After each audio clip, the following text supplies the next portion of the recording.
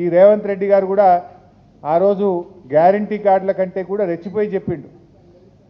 అవ్వకిస్తాం కోడలికి ఇస్తామన్నాడు, ఇద్దరికీ పెన్షన్ ఇస్తామన్నారు, రైతుకి ఇస్తాం కౌలు రైతుకు ఇస్తాం, ఇద్దరికీ ఇస్తామన్నాడు. ఎన్నికల ముందేమో రజనీకాంత్ లెక్క మాట్లాడిండు, ఎన్నికలు అయినాక రేవంత్ రెడ్డి గజనీకాంత్ లాగా మారిపోయింది. ఈరోజు ఇవాళ ఇప్పుడు అన్ని కటింగ్లే, ఏది చూసినా కటింగ్లే పెడుతుండు. ఎట్లా ఉందంటే చీఫ్ మినిస్టర్ అంటే చీఫ్ మినిస్టర్ రేవంత్ రెడ్డి కాదినా, cutting minister, cutting master Revanth Reddy అయిపోయింది.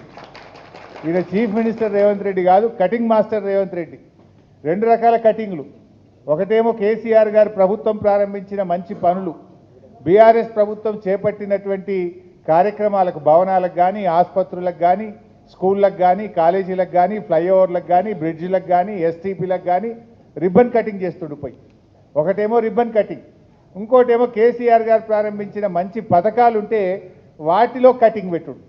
Like Kalyana Lakshmi cutting, KCR kit cutting, nutrition kit cutting, CM breakfast స్కీమ్కు కటింగు, ఫీజు రియంబర్స్మెంట్కు కటింగు, బతుకమ్మ చీరలకు కటింగు, దళిత బంధు కటింగు, అన్ని కటింగులు పెట్టుడు.